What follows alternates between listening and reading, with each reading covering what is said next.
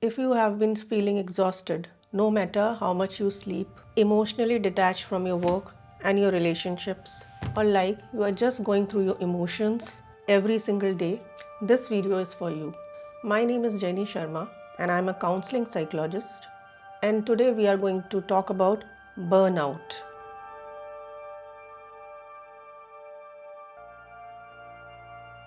What it actually is, how to recognize it in yourself, and most importantly, what you can do about it. Stay with me because what I'm going to share might completely change how you have been thinking about it. Now, what actually burnout is? Most people think burnout is just being tired or stressed, but burnout is clinically more specific than that. The World Health Organization now classified burnout as occupational phenomena, not just a bad week or not just a stress. It has three core dimensions. First is exhaustion, not just physical but emotional and cognitive exhaustions. Here, your mental battery is at zero. Second dimension is depersonalization or cynicism.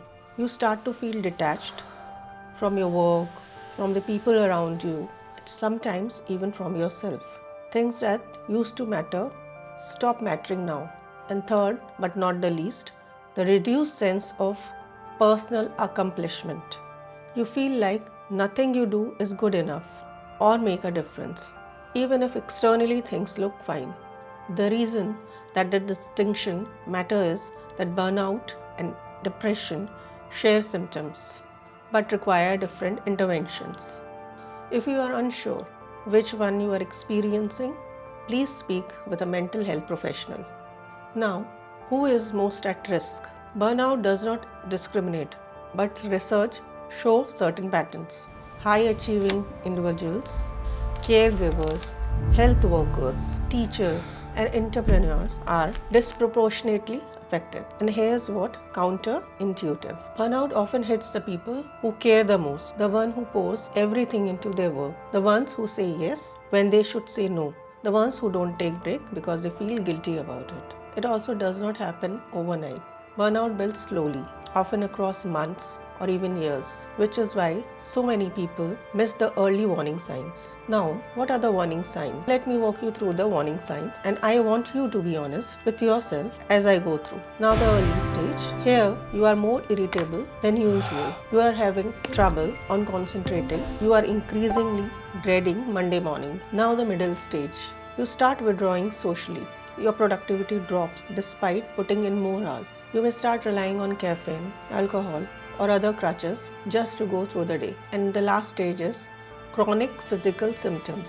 You may feel headaches, stomach issues, frequent illnesses, emotional numbness, a sense of hopelessness about your work and your future. If you are recognizing yourself in the middle or the last stage, please don't wait. This is the point where professional support becomes not just helpful but necessary. Now let's talk about recovery. Because burnout is reversible, but only if you address the right things.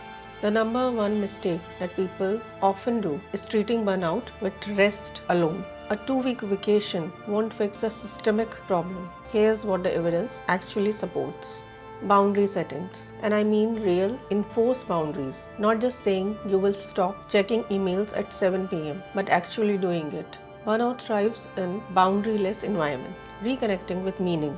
Ask yourself, why did I start doing this in the first place? Burnout disconnects you from your why. Deliberately reconnecting with purpose, even in small ways, is clinically significant. Social support. Research consistently shows that social connection is one of the most powerful buffers against burnout. Isolation makes it worse. Talk to people you trust. Cognitive reappraisal. This is a technique we use in therapy.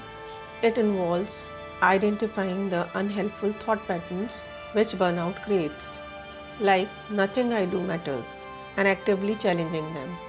Professional help.